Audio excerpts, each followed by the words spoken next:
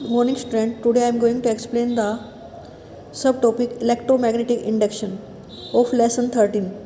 Lesson name is magnetic effect of electric current. Student, till now I have explained you about how a conductor move when it is put in a magnetic field. When a current carrying conductor put in a magnetic field, then it experienced a force due to which it move. When a current carrying conductor put in a magnetic field, then it's experienced a force due to which it moves. ये हम already पढ़ चुके हैं, लेकिन अब ये जो electromagnetic induction है ये क्या होता है, इसके लिए क्या किया गया है कि let us imagine a situation in which a conductor is move. उसमें हम पहले कंडक्टर को मूव कर रहे हैं, इट मीन्स उस पर फोर्स पहले लगा रहे हैं inside a magnetic field.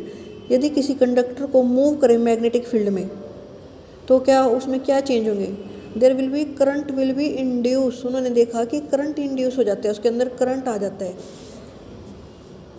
Second situation है और मैग्नेटिक फील्ड इज चेंज.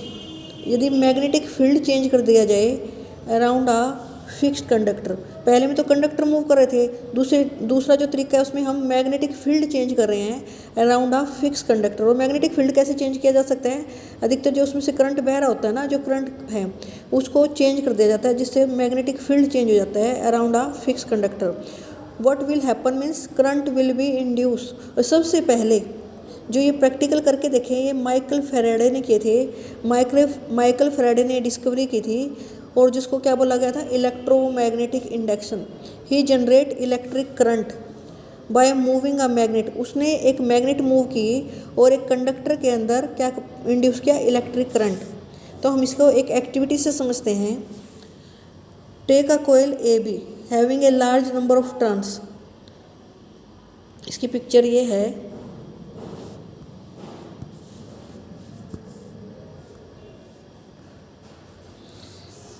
इसकी जो ये पिक्चर है ये एक कोयल है जिसमें लार्ज नंबर ऑफ टर्न्स हैं. इस तरह से एक कोयल बनी हुई है. इसके जो एंड हैं, एंड किससे जुड़े हुए हैं, गैल्वेनोमीटर से. उसके एंड को जोड़ दिया गया है गैल्वेनोमीटर से. और ये जो कोयल है एक इंसुलेटेड रोड पे इसको लपेटा गया है. इंसुलेटेड मीन्स आप कोई गत्ते का गत्ता भी ले सकते हो, गोल जो राउंड शेप में हो, उसके ऊपर ये एक वायर लपेट कर उसके एंड से जी गैल्वेनोमीटर से जोड़ दिए गए हैं. गैल्वेनोमीटर एक डिवाइस होता है जो करंट को इंडिकेट कर सकता है कि इसमें करंट है या नहीं है. इसके पास में एक बार मैग्नेट रख दी गई है. ये क्या है, बार मैग्नेट. इस पिक्चर को तो आप थोड़ा ध्यान से देखो. इसके पास क्या रखा है, एक बार मैग्नेट. ये है बार मैग्नेट.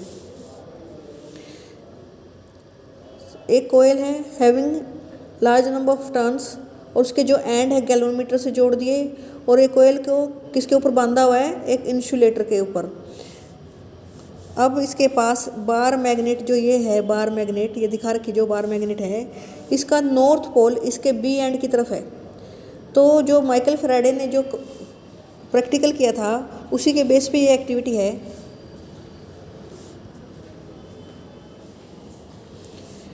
उसी के बेस पर ये एक्टिविटी है. इसमें जो नॉर्थ पोल है उसको उसने मूव किया किसकी तरफ, बी एंड की तरफ. मैग्नेट का जब नॉर्थ पोल बी मैग्नेट की तरफ मूव किया तो ये जो गैल्वेनोमीटर है, जो ये गैल्वेनोमीटर है इसकी जो इसके अंदर जो सुई दिख रही है वो डिफ्लेक्ट हुई किस तरफ, लेफ्ट की तरफ. अगर इसमें गैल्वेनोमीटर में डिफ्लेक्शन दिखा रहा होती है it means it detect the current. इसने करंट को डिटेक्ट किया किसमें, कि कोयल में करंट बह रहा है. नॉर्थ पोल किसका, मैग्नेट का मूव किया towards the B end. Then he see the deflection in the galvanometer. Galvanometer में डिफ्लेक्शन दिखा टुवार्ड्स द लेफ्ट साइड.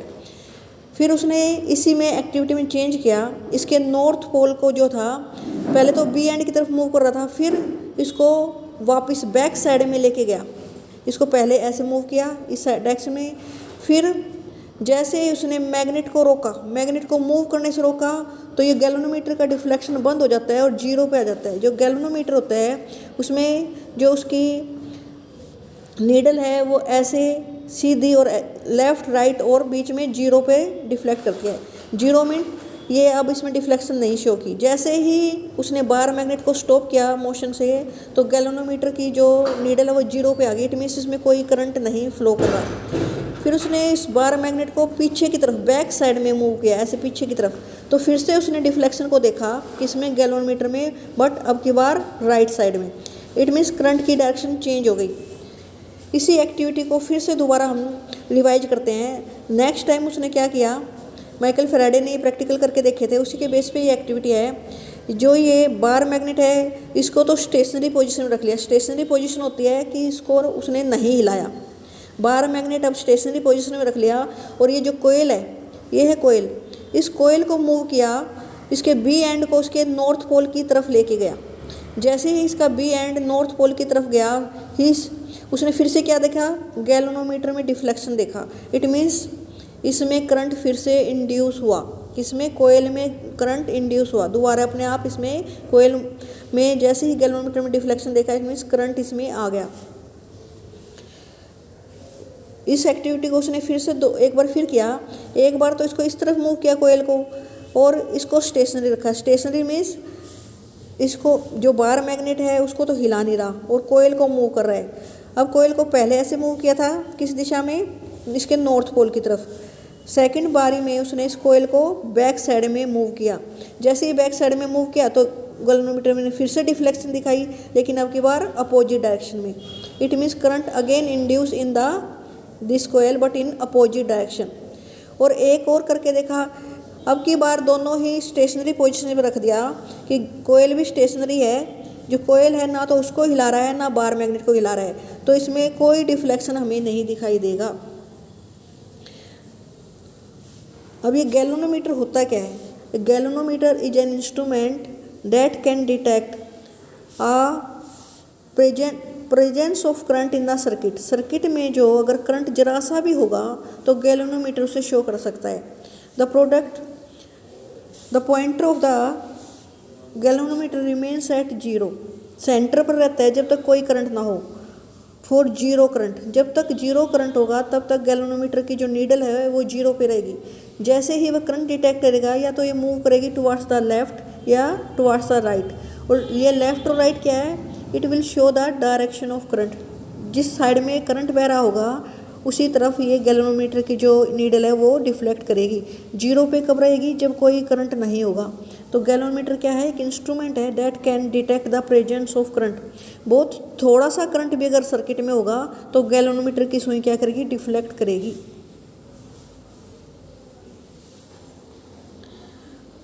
और ये माइकल फैराडे जो जिसके बारे में बात कर रही हैं, कौन थे?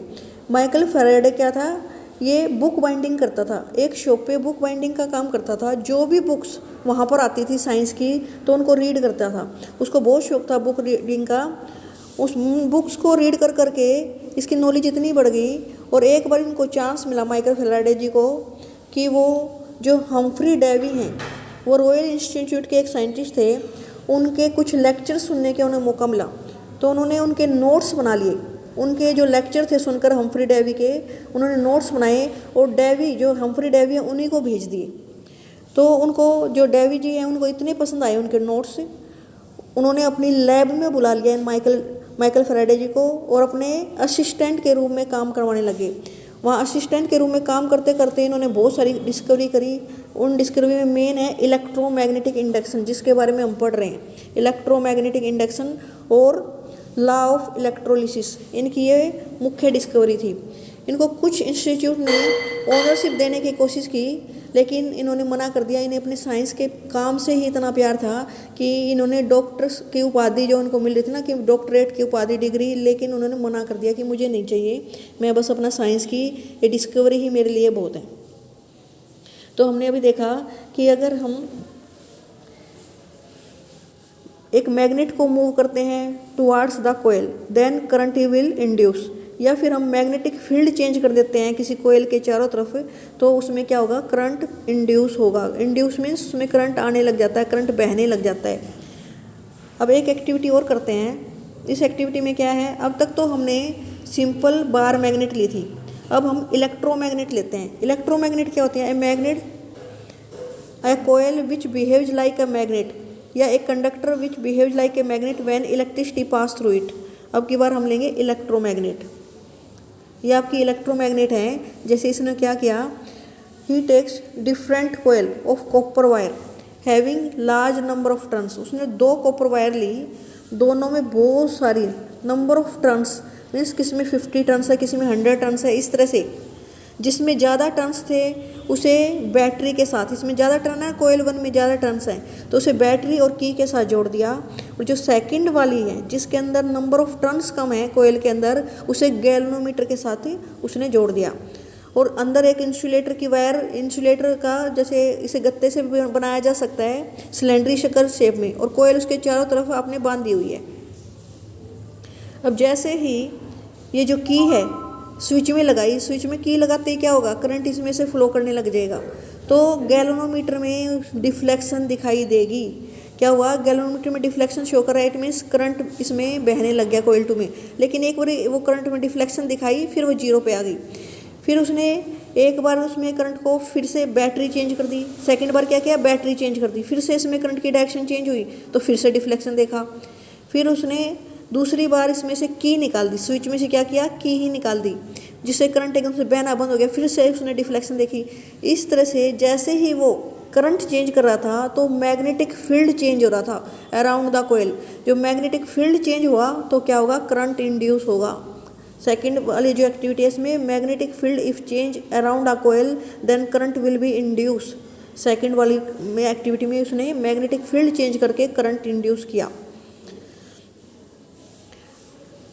अब इस एक्टिविटी के बेस पर जो करंट इंड्यूस हो रहा है, अगर हम उसकी डायरेक्शन को फाइंड आउट करना चाहें कि डायरेक्शन ऑफ करंट क्या होगी, तो उसके लिए अब तक हमने फ्लेमिंग्स के लेफ्ट हैंड रूल पढ़ा था, इसमें फ्लेमिंग्स के राइट हैंड रूल है।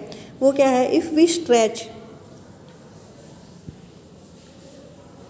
Stretch our right hand thumb, forefinger and middle finger in this way that they are perpendicular to each other, then our forefinger indicate towards the magnetic field. Our forefinger will indicate towards the magnetic field and our thumb indicate towards the direction of force. Then our middle finger will indicate towards the direction of induced current. फिर से सुनो, अगर हम अपनी right hand की middle finger, four finger और thumb को stretch कर ले किस तरह से कि वे एक दूसरे के परपेंडिकुलर हों, तो हमारा जो थंब है it will show the direction of force, जो उस पर फोर्स लग रही है उसकी डायरेक्शन को दिखाएगा। और जो फोर फिंगर है it will show the direction of magnetic field. Then our middle finger means जो बीच वाली उंगली है it will show the direction of induce current. जो करंट उसमें इंड्यूस होगा उस चालक में, उस कंडक्टर में, उसकी डायरेक्शन कौन दिखाएगा, मैग्नेट, जो हमारी मिडल फिंगर होगी। अब इसमें ड्रॉ करके देख सकते हो ऐसे कि अगर हमारा ये थंब है, ये हमारी फोर फिंगर है, फोर फिंगर जो थंब से अगली उंगली नेक्स्ट उंगली होती है ना, वो होती है मिडल फिंगर, जो बीच वाली उंगली होती है हमारी। अगर ये हमारी मिडल फिंगर करंट को शो करती है हमेशा, और फोर फिंगर किसको, मैग्नेटिक फील्ड को, मैग्नेटिक फील्ड। हमारा जो थंब है वो किसको इंडिकेट करता है, direction of motion of conductor भी बोल सकते हैं, और डायरेक्शन ऑफ फोर्स, क्योंकि फोर्स लगती है तो ही कंडक्टर मूव करता है। आज हमने इंड्यूस करंट के बारे में पढ़ा। इंड्यूस करंट कब कब होता है, करंट कब इंड्यूस होगा कोयल में, या तो हम कोयल को मूव करें in a magnetic field, if we move a coil inside a magnetic field then current will induce. और सेकंड तरीका क्या है, if we change the magnetic field around a coil then current will be induce in it. तो आपको इस जो Intex का question है इसमें एक ही क्वेश्चन है, explain different way to induce current in a coil, और ये और मैंने आपको बता दिए पहले ही। यदि हम कोयल को मूव करते हैं in a magnetic field then current will be induce. Second है, if we change the magnetic field around a coil then current will be induce. ये दो तरीके हैं, तो आपको ये लर्न करने हैं, और ये दोनों ही एक्टिविटी अच्छी तरह से रीड करनी है। इनको रीड करके जब आप समझने की कोशिश करोगे, और आप ये ड्रा करके भी देख सकते हो, ये जो कोयल है कैसे मैग्नेट की तरफ मूव कर रही है, इसको ड्रा करके कुछ समझने की कोशिश करना। Okay student.